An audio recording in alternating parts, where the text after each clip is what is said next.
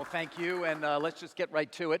Following on Josh Harris, I think it's appropriate. Gerry, let me just start with you. You know, in terms of just the idea here that we're sort of discussing of sports and sports teams as an asset class, do you consider it as such, given you've been investing in it for quite some time, or does it still have a ways to go before it really is something that deserves an asset allocation along with so many of the other areas that this audience well knows? Well, look, it's interesting, and you got a lot of great owners of sports and participants in the value chain in sports up here. I bring to that question sort of 25 years of investing in sports. I was investing in sports long before it was deemed an asset class. You know, one of the things that's interesting about the question is the people who deem it an asset class the quickest are the ones that are the newest to it. So as someone who's been doing it for 25 years, I would humbly say that it's not quite yet an asset class. You know, a lot of these things are acquired on a multiple of revenue basis. You know, I think that's lazy. I think these things should trade as a multiple of cash flow, but the professionalization of the business of sports is still really in the second inning. You've got technology that's disintermediating the consumption of this intellectual property. I think that's a positive because if you're with the best intellectual property in sports, it's true in Hollywood as well, it'll always rejuvenate itself. So that gives it a great foundation. But the thing that's crazy is that, you know, the equity research for sports is Forbes magazine. So I don't really know how something could be an asset class when they trade on a multiple of revenue, not cash flow. The business of it, of the monetization of the intellectual property is not professionalized, and the equity research is Forbes magazine. No disrespect to Forbes magazine, but these are multi-billion-dollar live event entertainment companies now, and you'll hear from the guys here who run it that way. Not quite yet an asset class, but it's definitely on the trajectory. It's on its way. So yep. What constitutes when it reaches that moment? When and do you know? How will you know? Look, you got to ask yourself, I mean, it's almost, what's the point of the question? It's like, who cares whether it's an asset class? That's You're questioning my question. Already? No, but what it tells you, the question about whether sports is an asset class or not is a function of the capital that has found it. So now capital has discovered sports, right? And it's discovered it because there's a lot of these facile notions about sports that there's elements of truth to it, but the soundbite that I keep hearing is that it's non-correlated to the macro. It always goes up. It's outperformed the S&P over the last decade. And, you know, you haven't seen any cracks in that, right? I mean, and the Forbes thing is really interesting because basically sports team valuations are you look at the last trade and you put a markup on it, and that's the level of sophistication around. So I would just say that the asset class moniker is a function of asset managers who have discovered sports and want exposure to those facile notions in their portfolio construction. And as someone who builds companies in sports, and I vertically integrated to look at being the rights holder myself, and have partnered with the guys that you see up here in a bunch of instances, I think sports is the best must-carry content in any area. It's phenomenal intellectual property. I think we saw recently of the 100 top-rated programs on television, 93 is the NFL, and we'll hear about that from these two guys. So there's so much there to love. But the potential, I'd say we're only in the second or third inning of it. Steve, as now a fairly long-time owner of a very significant NFL franchise, I'm just curious as to what you think of what you just heard Gerry say in terms of that and how you view it. Obviously, there's been a great deal of capital appreciation that you've enjoyed so far in your ownership. Well, I didn't exactly hear everything Gerry said. It's kind of hard when you're up here. But anyway, I mean, as an asset class, I invested in sports because my love of sports and the impact I could have. But I always believed you make your money first somewhere else before you really go into sports and sports ownership.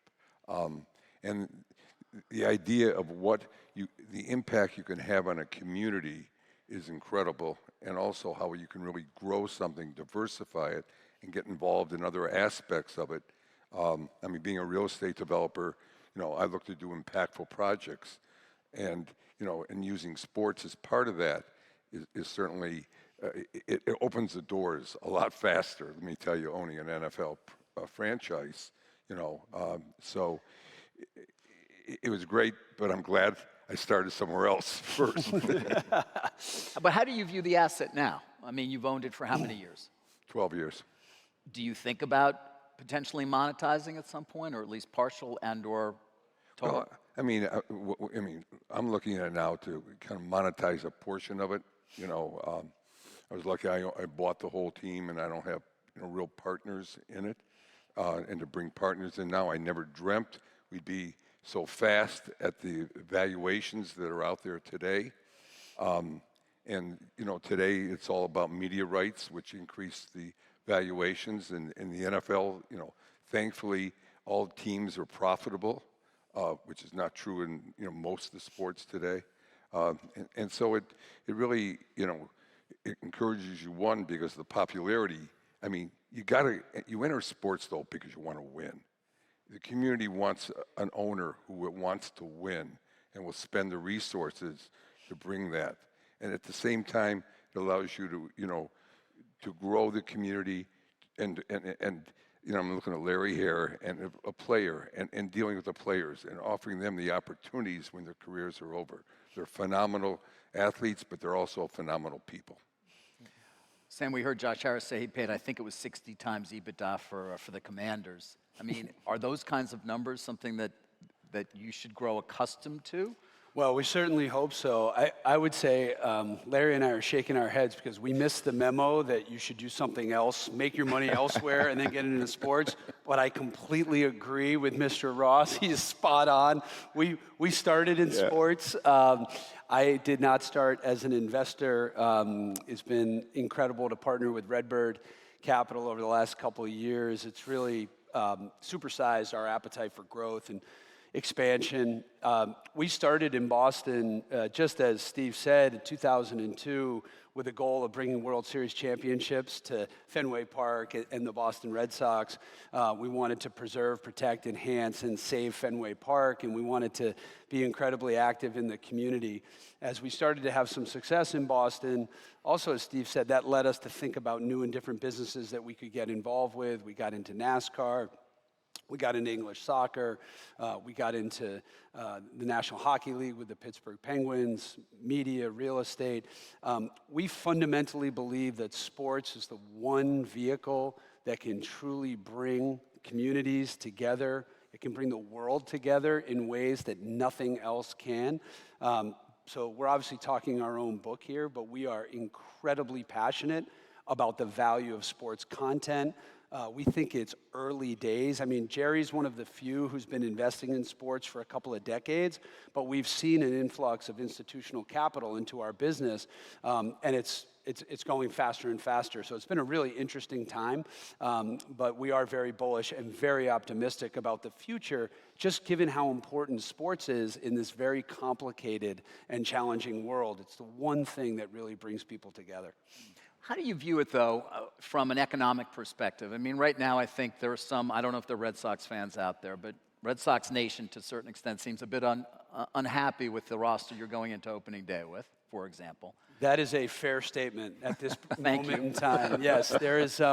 As a Mets fan, he's Yes. Yeah. And well, as a Mets fan, I got an owner at least, well, most of the time who seems to be willing to spend unreasonably, in part, and not about making money at all. So how does that figure into the way you approach things like payroll? It's, look, fans in the offseason, rightly so, equate spending with trying, right? And in baseball, we don't have a salary cap. There's no limitations on what you can spend. There's competitive balance tax thresholds that are a guidepost for spending.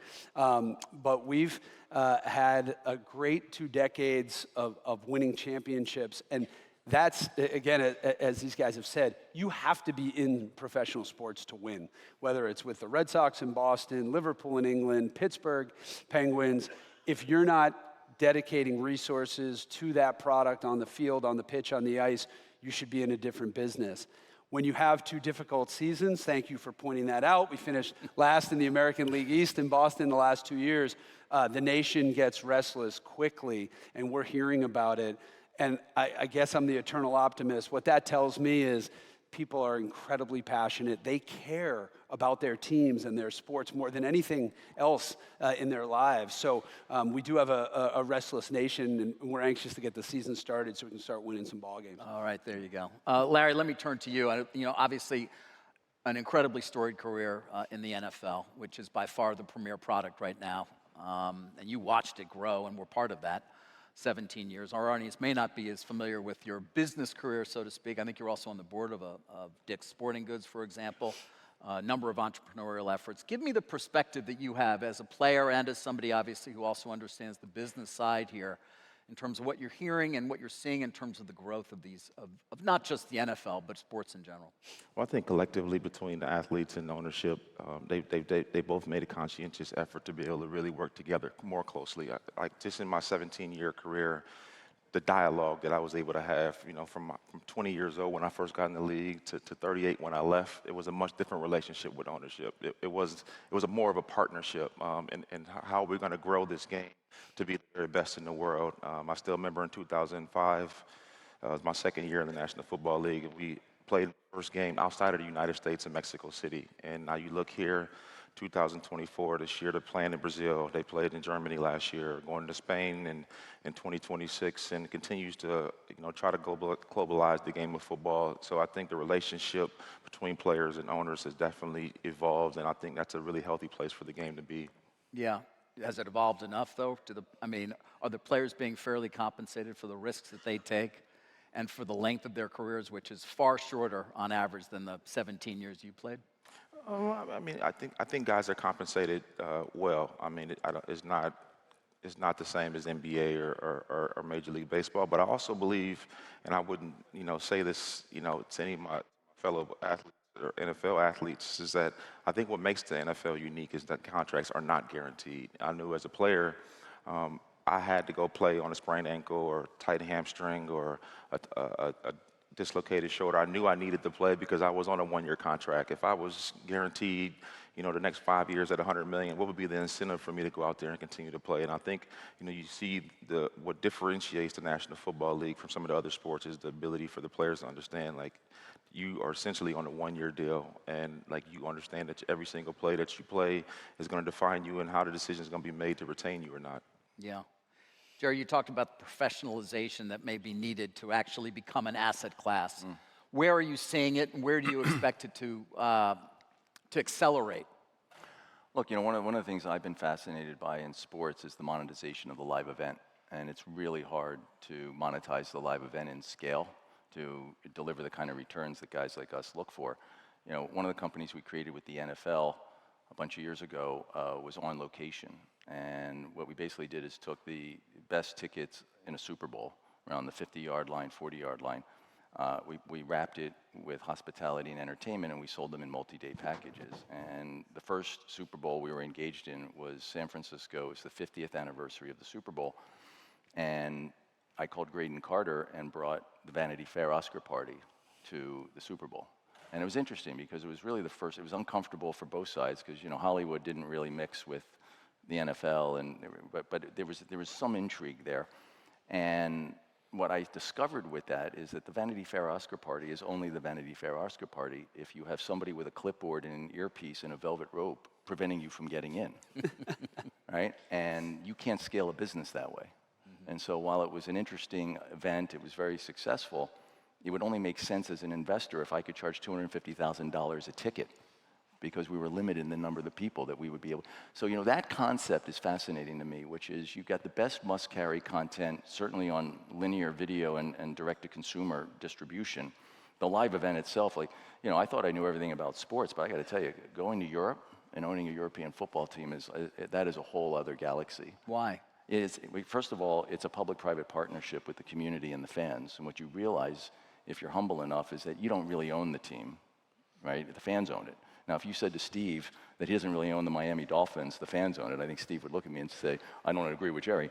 And so that's very interesting. It gets back to Red Sox Nation. That whole thing of fan community engagement in Europe is at a different level where they're a constituent in the value chain. The other element on professionalization that we've been fascinated by are the players. So, you asked Larry a question about are the players getting appropriately compensated. Sports to me, I always look at the value chain, and sports is the most simple value chain around. It's players, teams, and leagues.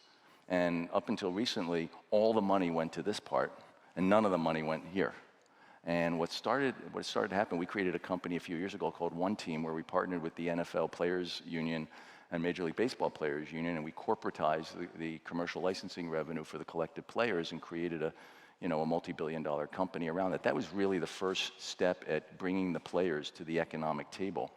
And what's going on with golf right now has also done that. So all of a sudden now, I think it's very important that people recognize that you can't have these games without the players, and there is a partnership, right? So, just figuring out how to allocate value distribution across the participants in the value chain is an element of where professionalization needs to go.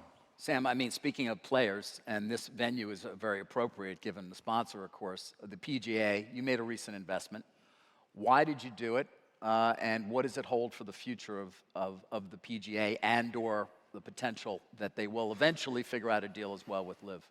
Well, we approached the PGA Tour in late June in the wake of the framework agreement, and we thought that the idea of some sports team owners, a consortium of sports investors led by Fenway Sports Group, John Henry, Tom Werner, Mike Gordon, Gerry Cardinale, Arthur Blank from the Falcons, Steve Cohen, Wick Grossbeck from the Celtics. We thought if we put a group of sports team owners, operators, people with experience in these different leagues, we might be able to come in and partner with the PGA Tour and offer a solution that might make sense as they look to transition from this 501c6 membership organization to a for-profit business. Of course, the deal allows for the Public Investment Fund to make an investment. There's been ongoing dialogue between Commissioner Monahan and His Excellency and the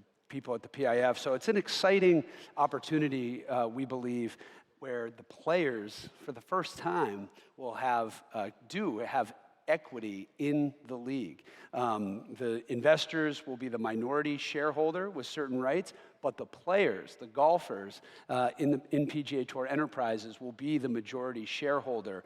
So it's a unique approach, and I think it goes to what Gerry was saying about looking at it as a true partnership. This is really transformational for golf, transformational for the athletes that are involved, and very, very exciting for the group that's involved. Yeah, so the players hold a great deal of power here. Absolutely. Yeah, this is a tour that is rooted in a membership organization where the players control their own destiny, control their tour, and the players and the tour will be are the majority shareholder of the new business that we just stood up called PGA Tour Enterprises. Steve, let me turn to you. You know, you've had great success not just with the team, but with the real estate as well, an area that obviously you know a great deal about. F1, tennis, how important has that been to sort of establishing asset value beyond obviously just the ownership?